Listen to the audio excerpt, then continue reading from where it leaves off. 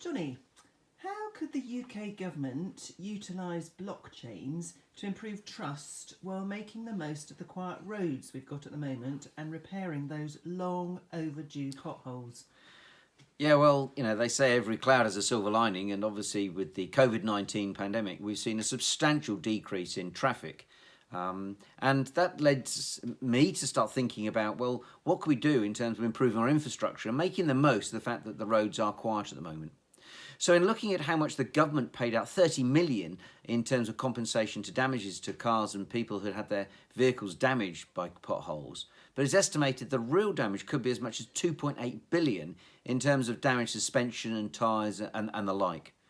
Local councils actually had over 700,000 potholes reported to them last year, and less than 10% of local authorities actually were meeting their targets in terms of repairing potholes.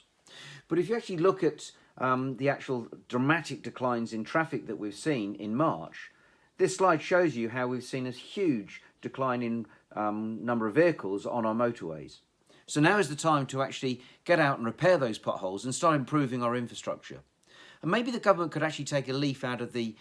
government or local authority in Bangalore in India, where they actually had a waste management reporting system run on a blockchain. So people could report when waste was needed to be picked up, and the companies that were actually being paid to pick up the waste aren't actually being paid unless that waste has indeed been removed. So if we had a similar situation whereby the UK government put on there when a pothole has actually been reported, we'd be able to see how long has that pothole been there, how many people have reported it, and then how quickly and when it was actually repaired. So having greater transparency, and this would also help to improve trust in government initiatives, should actually be very, very beneficial, and is another great example of how the government could engage and use a blockchain-powered platform.